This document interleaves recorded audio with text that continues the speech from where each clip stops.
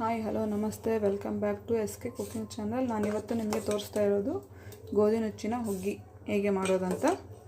ಯಾರಾದರೂ ಸಬ್ಸ್ಕ್ರೈಬ್ ಮಾಡದೆ ನೋಡ್ತಾ ಇದ್ದರೆ ಪ್ಲೀಸ್ ಸಬ್ಸ್ಕ್ರೈಬ್ ಮಾಡಿಬಿಡಿ. ಗೋಧಿ ನುಚ್ಚಿನ ಹುಗ್ಗಿ ಮಾಡೋದಕ್ಕೆ ಬೇಕಾಗುವಂಥ ಇಂಗ್ರೀಡಿಯೆಂಟ್ಸ್ ನೋಡೋಣ. ಇಲ್ಲಿ ನಾನು ಗೋಧಿ ನುಚ್ಚು ತೊಗೊಂಡಿದ್ದೀನಿ. ಇದನ್ನು ಒಂದು ಹಾಫ್ ಆನ್ ಅವರ್ ಮುಂಚೆ ನೆನೆಸಿಟ್ಟಿದ್ದೀನಿ. ಮತ್ತು ಕಡಲೆಬೇಳೆ ಇದನ್ನು ಹಾಫ್ ಆನ್ ಅವರ್ ಮುಂಚೆ ನೆನೆಸಿಬಿಟ್ಟು ಕುಕ್ಕರಲ್ಲಿ ಹಾಕ್ಬಿಟ್ಟು ಒಂದು 3 ವಿಸಿಲ್ ಹಾಕ್ಸ್ಕೊಂಡಿದ್ದೀನಿ. ಅದು ವಾಟರ್ ಸಮೇತ ಹಾಗೆ ಇಟ್ಕೊಂಡಿದ್ದೀನಿ, ನೀರಿನ ಸಮೇತ ಹಾಗೆ ಇಟ್ಕೊಂಡಿದ್ದೀನಿ. ಇಲ್ಲ, ನಾನು ಈ ಕ್ವಾಂಟಿಟಿಗೆ ಗೋಧಿ ನುಚ್ಚು ತೊಗೊಂಡಿರೋದು. ಇದ್ರ 1 ಕಪ್ ಗೋಧಿ, ಹಾಫ್ ಕಪ್ ಆಗೋಷ್ಟು ಕಡಲೆಬೇಳೆ ತೊಗೊಂಡಿದ್ದೀನಿ. ಇದಕ್ಕೆ 1.5 ಕಪ್ಪಷ್ಟು ಬೆಲ್ಲ ತೊಗೊಂಡಿದ್ದೀನಿ. ಬೆಲ್ಲ ತೊಗೊಂಬಿಟ್ಟು ಸಣ್ಣಗೆ ಈ ಥರ ಪುಡಿ ಮಾಡಿ ಇಟ್ಕೊಂಡಿದ್ದೀನಿ. ಒಣಕೊಬ್ಬರಿ ತುರಿ ತೊಗೊಂಡಿದ್ದೀನಿ, ಏಲಕ್ಕಿ ಫ್ಲೇವರ್ಗೆ. ಇದಕ್ಕೆ ಇವಾಗ 3 ಗ್ಲಾಸಷ್ಟು ನೀರು ಹಾಕ್ಕೊಳ್ಳಿ. ನೀರು ಇವಾಗ ಇದು ಬಾಯ್ಲ್ ಆಗಬೇಕು. ಸ್ವಲ್ಪ ಹೊತ್ತು ಮುಚ್ಚಿಡೋಣ ಇದನ್ನು.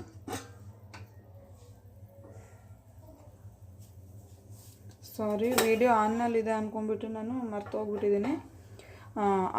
ಪಾಸ್ ಮಾಡಿದ್ದೆ. ಇದರಲ್ಲಿ ಆಗಲೇ ಗೋಧಿ ನೀರು ಬಾಯ್ಲ್ ಆಗ್ತಿರೋ ಟೈಮ್ನ ಗೋಧಿ ನುಚ್ಚು ಹಾಕಿದ್ದೀನಿ. ಗೋಧಿ ನುಚ್ಚು ನೆನೆಸಿ ಹಾಕೋದ್ರಿಂದ ಬೇಗ ಬಾಯ್ಲ್ ಆಗುತ್ತೆ. ಇಲ್ಲಾಂದರೆ ಹಂಗೆ ಡೈರೆಕ್ಟಾಗಿ ಹಾಕಿದರೆ ಅದು ಬಾಯ್ಲ್ ಆಗೋದಕ್ಕೆ ತುಂಬ ಲೇಟ್ ಆಗುತ್ತೆ. ಅದಕ್ಕೆ ಒಂದು ಹಾಫ್ ಆನ್ ಅವರ್ ಮುಂಚೆ ಆದರೂ ನೆನೆ ಹಾಕ್ಕೋಬೇಕು.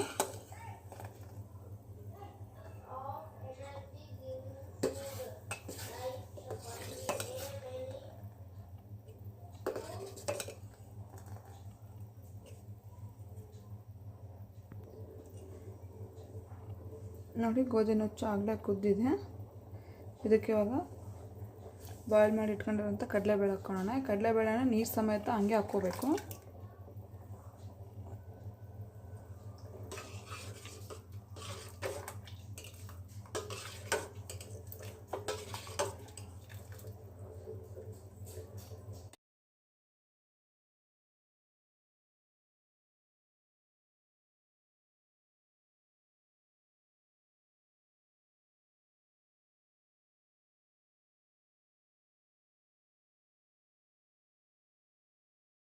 ಆಮೇಲೆ ಅದು ಗೋಧಿ ನುಚ್ಚು ಮತ್ತು ಕಡಲೆಬೇಳೆ ಸರಿಯಾಗಿ ಕುದಿಯೋದಿಲ್ಲ. ಅದಕ್ಕೆ ಏನಿದ್ರೂ ಬೆಲ್ಲ ಹಾಕೋದಕ್ಕಿಂತ ಮುಂಚೆನೇ ಚೆನ್ನಾಗಿ ಕುದಿಸ್ಕೋಬೇಕು. ನೋಡಿ, ಗೋಧಿ ನುಚ್ಚು ಮತ್ತು ಕಡಲೆಬೇಳೆ ಎಲ್ಲ ಚೆನ್ನಾಗಿ ಬಾಯ್ಲ್ ಆಗಿದೆ. ಇವಾಗ ಇದಕ್ಕೆ ಬೆಲ್ಲ ಸೇರಿಸ್ಕೊಳ್ಳೋಣ.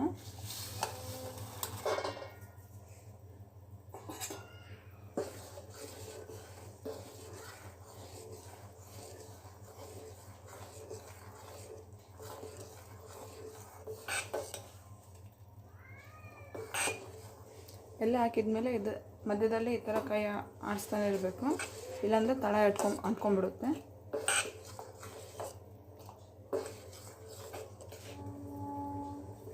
ನೋಡಿ, ಇದಿನ್ನೂ ಕುದಿಬೇಕು.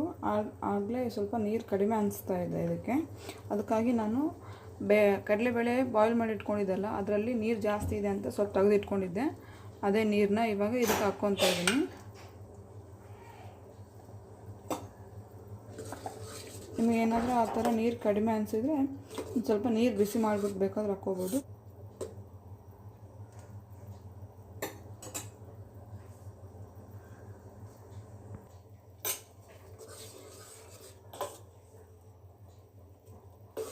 ಹುಗ್ಗಿ ರೆಡಿಯಾಗಿದೆ, ಗೋಧಿ ನುಚ್ಚಿನ ಹುಗ್ಗಿ.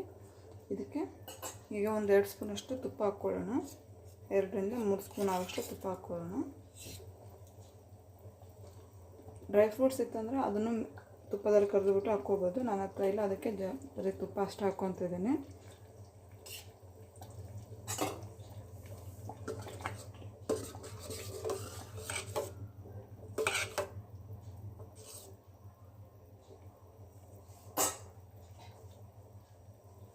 ಒಣ ಕೊಬ್ಬರಿ ತುರಿದು ಇಟ್ಕೊಂಡಿದ್ವಲ್ಲ ಅದನ್ನು ಹಾಕ್ಕೊಳ್ಳೋಣ. ಇದಕ್ಕೆ ಏಲಕ್ಕಿ ಹಾಕ್ಕೊಳ್ಳೋಣ. ಈ ಡ್ರೈ ಶುಂಠಿ ಬರುತ್ತಲ್ಲ, ಅದನ್ನು ಪುಡಿ ಮಾಡಿಬಿಟ್ಟು ಹಾಕ್ಕೋಬೋದು. ಇನ್ನೂ ಫ್ಲೇವರ್ ಇನ್ನೂ ಚೆನ್ನಾಗಿರುತ್ತೆ. ನನ್ನ ಹತ್ರ ಅದಿಲ್ಲ, ಅದಕ್ಕೋಸ್ಕರ ಏಲಕ್ಕಿ ಮಾತ್ರ ಹಾಕ್ಕೊತಾ ಇದ್ದೀನಿ. ಒಣ ಶುಂಠಿ ಇತ್ತಂದರೆ ಅದನ್ನು ಪುಡಿ ಮಾಡಿಬಿಟ್ಟು ಒಣ ಶುಂಠಿ ಮತ್ತು ಏಲಕ್ಕಿ ಎರಡನ್ನೂ ಮಿಕ್ಸ್ ಮಾಡಿ ಹಾಕ್ಕೋಬೋದು.